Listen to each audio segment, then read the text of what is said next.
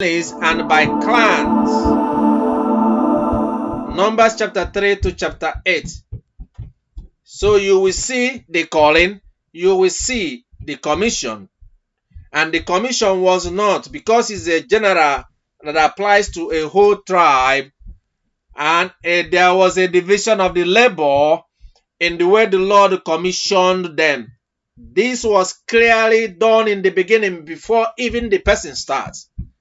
So when somebody say, or before you say support and put somebody in a place being a man of God, we must be sure that actually God called the person, and it must be proven to be consistent by the example God have shown us, and so we also their commission.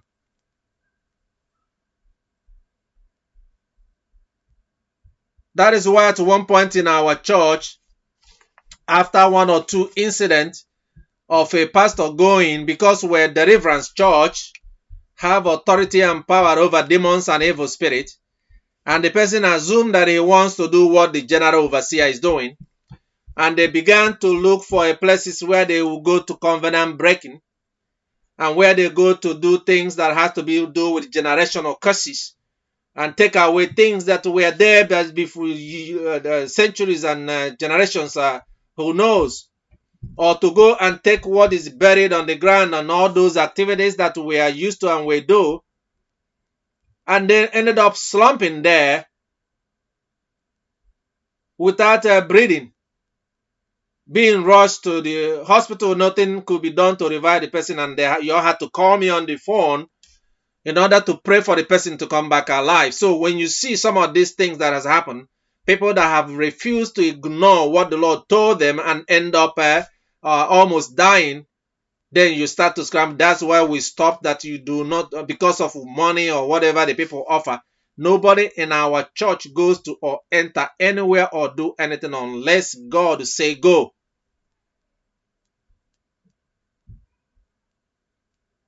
He must be in agreement and the authority, and have the authority and the power. If that is not your calling, if you are an evangelist, what business have you with going to fight with Satan and demons in deliverance? If you are called to be a teacher, what business have you speaking on tongues? If your calling is not prophetic, who gave you and from whom did you receive the message you are giving? So everything has to be consistent with the word of God. So you see that in Ezekiel, and I can take you to Ezekiel chapter 1 from verse 1 to 3, you also hear. Now it came about in the 13th year, on the 5th day of the 4th month, while I was by the river Sheba among the exiles, the heavens were opened, and I saw vision of God. I saw visions, many visions of God. On the 5th month, in the 5th year of King Jehoiakim's exile, the word of the Lord came expressly to Ezekiel the priest, son of Buzi, in the land of the Chaldeans by the river Chebar, and there the hand of the Lord came upon him.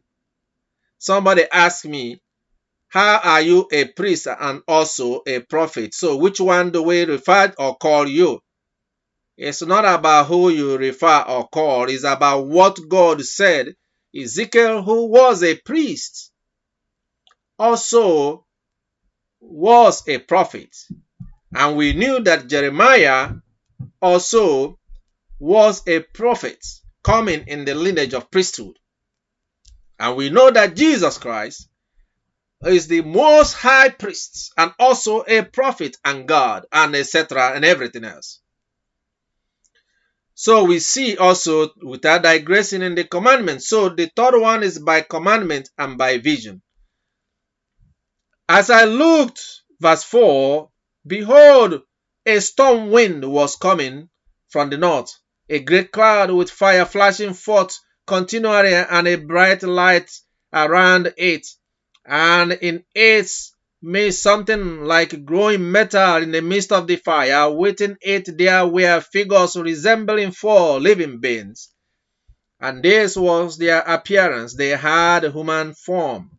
Each of them had 4 faces.